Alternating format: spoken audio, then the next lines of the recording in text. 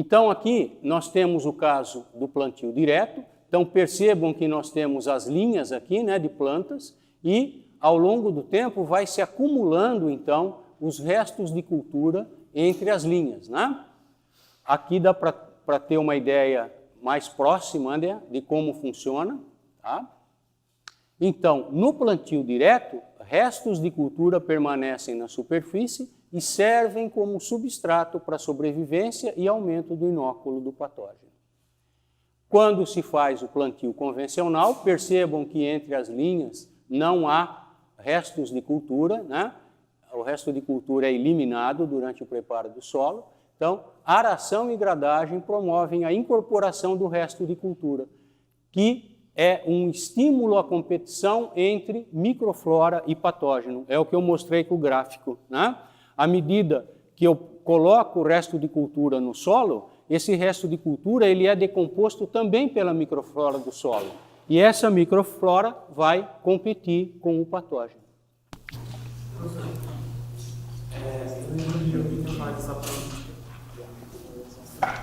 Como é que é? Eu não entendi a pergunta. A fase saprofítica. A fase saprofítica é quando o patógeno sobrevive na ausência do hospedeiro. Então, quando você tem o hospedeiro e tem a doença, você tem a fase parasitária do patógeno. Ele está causando doença na planta, ele está parasitando a planta. Quando você remove a planta do campo, ele tem que sobreviver na ausência do hospedeiro. Então, ele pode sobreviver, por exemplo, no resto de cultura. Aí caracteriza a fase saprofítica. Tá? Bom, então eu disse que dentro do controle cultural, nós lançamos mão da rotação de cultura e também de medidas alternativas. Então, agora nós não vamos mais falar da rotação de cultura. A gente vai falar de medidas alternativas que nós dispomos para que a gente consiga baixar o inóculo do patógeno, que é o objetivo do controle cultural. Bom, uma das alternativas é a escolha de sementes mudas sadias. Né?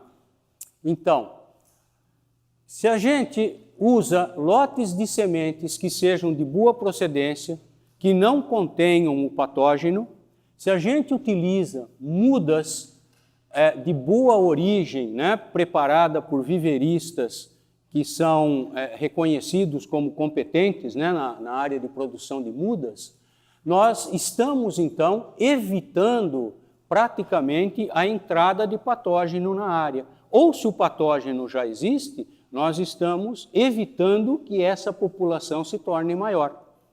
Então, nesse caso aqui, essa medida alternativa de escolha de sementes e mudas sadias atua na fase de disseminação do ciclo da relação patógeno-hospedeiro, como foi mostrado nos primeiros slides, né? Uma outra medida alternativa para baixar o inóculo do patógeno, que é o objetivo do controle cultural, é a realização do hogging, né? O hogging seria a eliminação de plantas doentes da própria cultura. Então, o que acontece quando eu promovo essa prática do hogging? Eu vou eliminar fontes de inóculo que estejam dentro da minha cultura. Então, por exemplo, se eu tenho uma cultura e nessa cultura está incidindo uma virose, né? E se o vírus pode ser, por exemplo, transmitido por um pulgão, se eu elimino as plantas doentes, eu estou fazendo com que esse pulgão tenha mais dificuldade de encontrar o patógeno para distribuir para as outras plantas, tá? Para disseminar para as outras plantas. Então, o hogging é uma prática altamente desejável. E a gente vai ver um pouquinho mais para frente que foi a salvação de algumas culturas, mesmo aqui dentro do Brasil, a eliminação de plantas doentes da cultura. Então, como que isso é feito? Logicamente que isso é feito em escala de plantas que ocorrem de forma duradoura, vamos dizer assim, né? pomares realmente. Então, não dá para se fazer, por exemplo, rogging em culturas anuais como soja, como milho, porque a extensão é muito grande. No rogging, deve haver uma pessoa que visite constantemente a cultura, inspecionando e identificando as plantas doentes para que elas sejam retiradas. Tá? Então, por exemplo, culturas de frutíferas, pode-se fazer isso aqui. E é muito comum, por exemplo, no caso de mamoeiro. Né? O mamoeiro tem progredido muito bem em outros estados porque a prática do rogging tem sido feita. Eliminação de restos de cultura, a gente já falou a respeito. Tá? Inundação de campos. Essa aqui é uma prática que ela é muito pouco utilizada. Então, por que a inundação de campos controla patógeno? Porque à medida que você inunda o campo, o ar que está contido no solo, ele sai. Né? Então, ocorre a entrada da água e a saída do ar. Então, cria-se uma condição de anaerobiose e, com isso, a população dos micro-organismos, que normalmente é aeróbica, acaba sendo reduzida. No caso de patógeno de planta, todos são aeróbicos. Né? Então, se você criar uma condição de anaerobiose, você acaba desfavorecendo a ocorrência de patógeno. Mas é muito pouco utilizado. Tá? Incorporação de matéria orgânica no solo. Né? Nesse caso aqui, eu tenho mais slides para frente, a gente vai discutir com um pouquinho mais de calma, seria o caso da adubação verde, né? Quando plantas são incorporadas no solo para aumentar o substrato. Aração e gradagem, então, só adiantando um pouquinho, quando se faz aração e gradagem, o que é feito? O revolvimento do solo, né? E com isso, as estruturas dos fungos patogênicos, bem como de outros micro-organismos, ficam expostas à radiação solar. Então, ocorre tanto o dessecamento, né, por conta do calor, como pode ocorrer o controle através de radiação ultravioleta, né, emitida pelo Sol. Outra coisa muito importante é a observação de densidade de plantio. Então, não se deve exceder a densidade de plantio que é recomendada para a cultura. A gente vai ver em seguida o porquê disso. Escolha de época de plantio.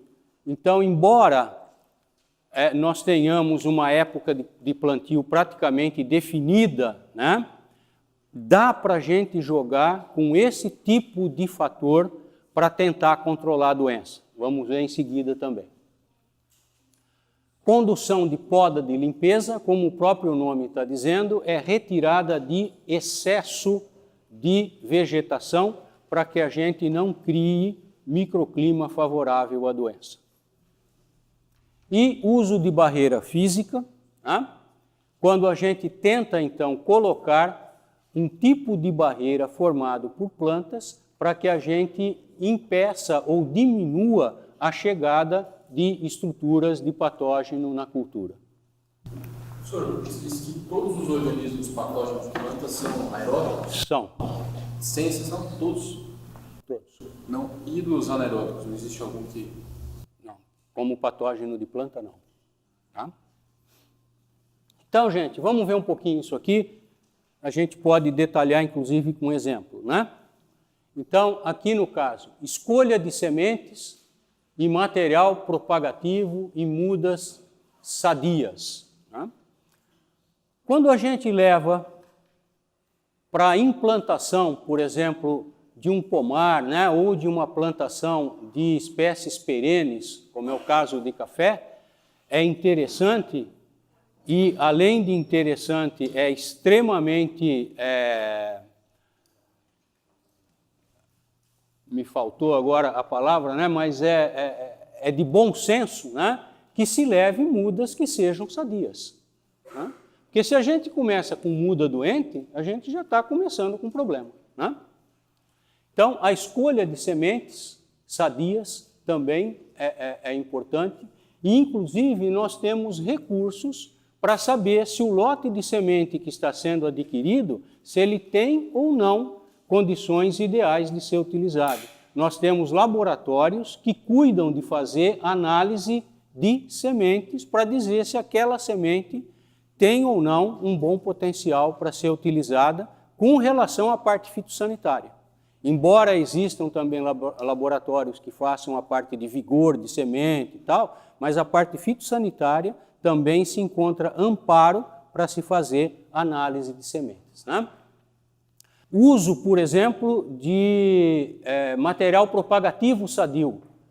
Então, aqui nós temos o caso de tubérculos de batata e aqui no caso de ornamentais, muitas vezes esse material vem de fora, né? E a gente tem que ter uma confiança naquele material de que a gente não está usando material contaminado, senão a gente já vai começar mal, né? No caso de sementes, nós ainda temos o recurso de tratamento de semente. Então, se a gente desconfia que o lote de semente não está muito legal para ser plantado por condições fitossanitárias, nós podemos proceder ao tratamento químico de sementes. O Roggen, né?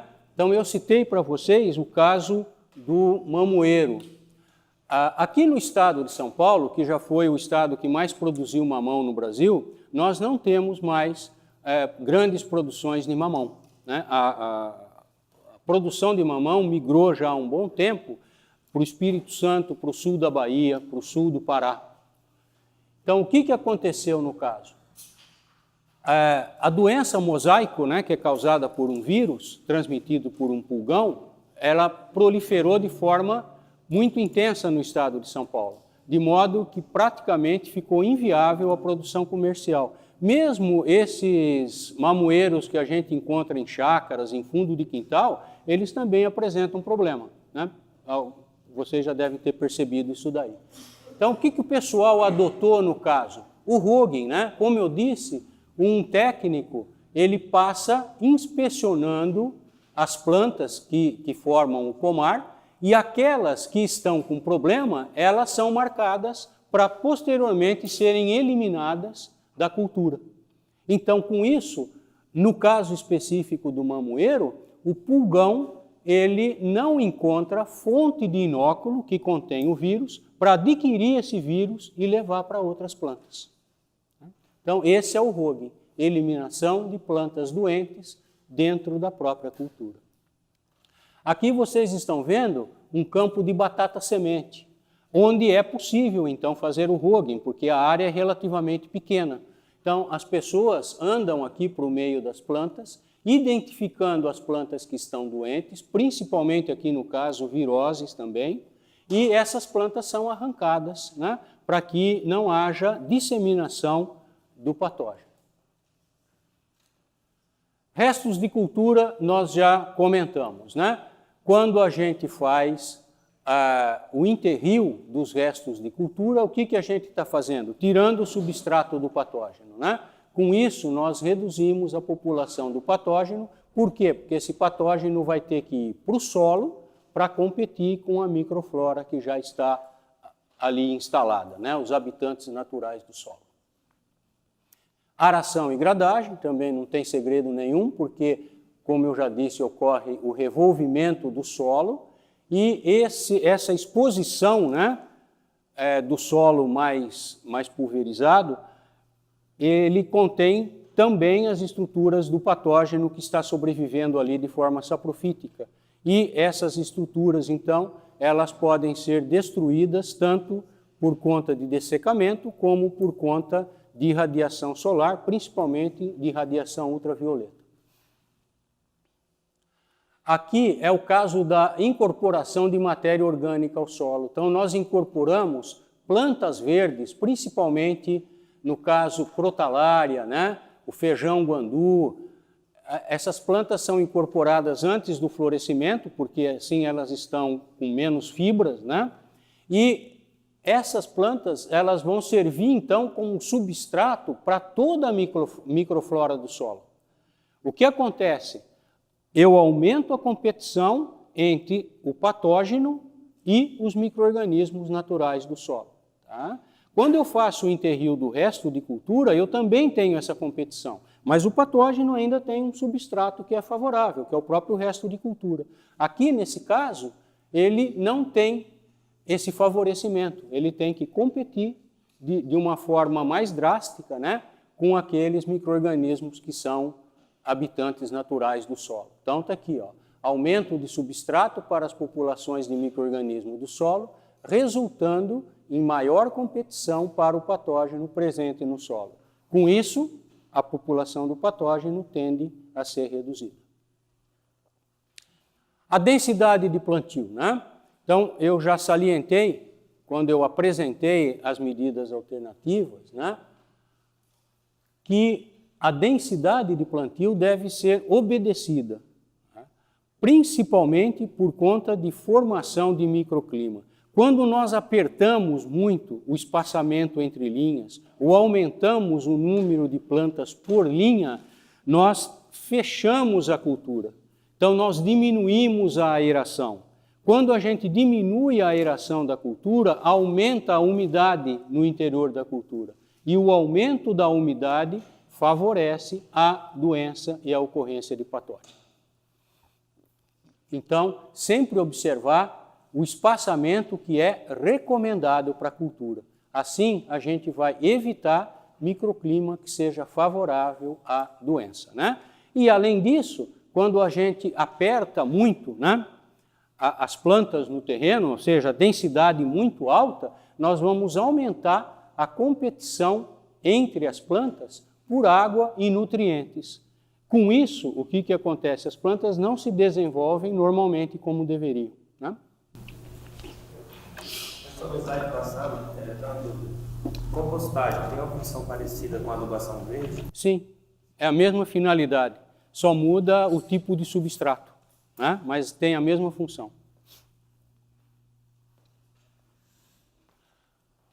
Bom, época de plantio. Então, como eu já salientei, existe um limite, né, para que a gente faça o plantio das culturas. Geralmente no início das chuvas, né? Então são implantadas as culturas.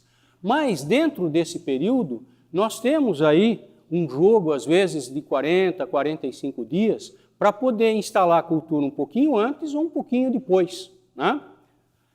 Por que a gente faz a escolha da época de plantio no sentido de tentar controlar a doença?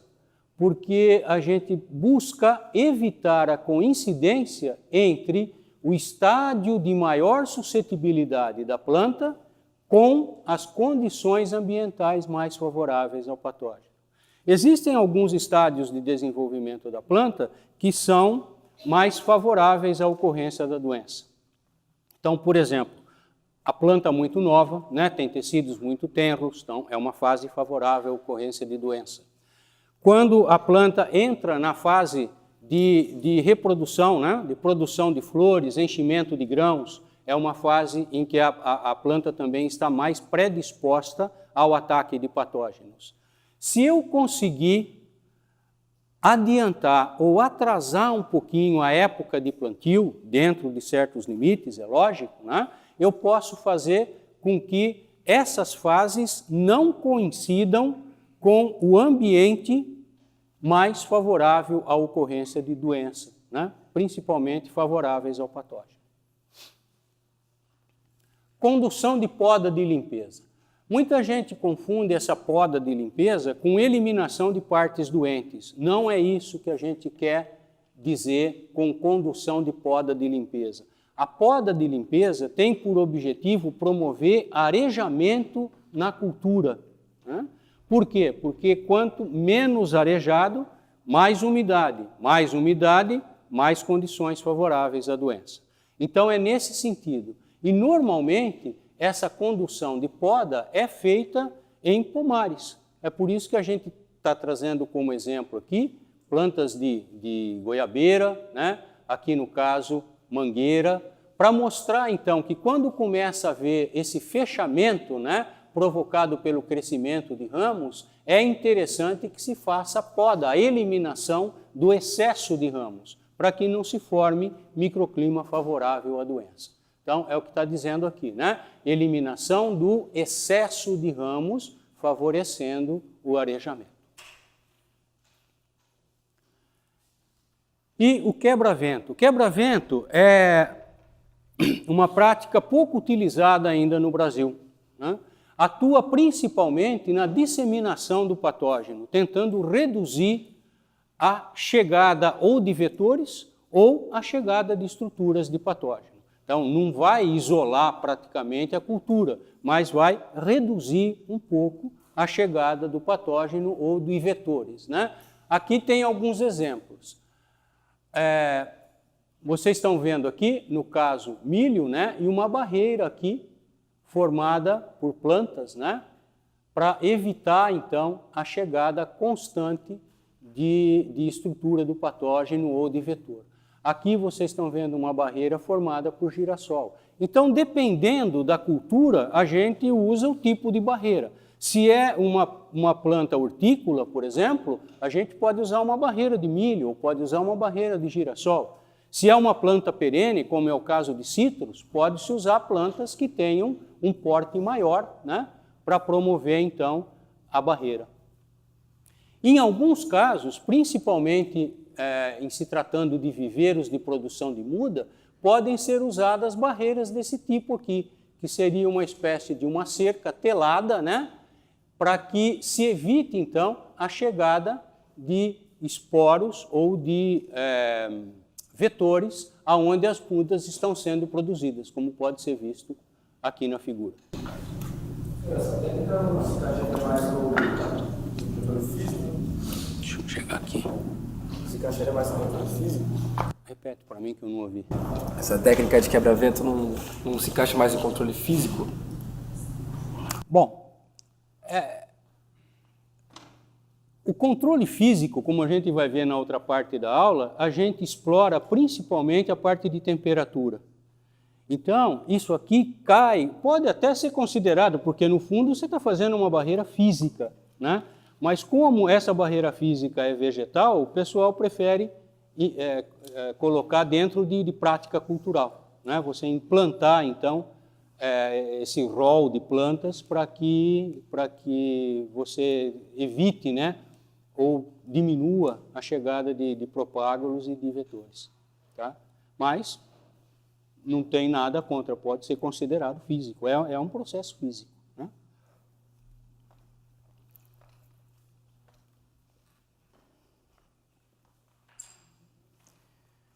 E essa prática aqui, que também pode ser considerado barreira física, né? A prática do vazio sanitário. Ela foi introduzida recentemente e é uma prática que tem dado muito resultado, principalmente para a ferrugem asiática da soja e para o caso do bicudo do algodoeiro.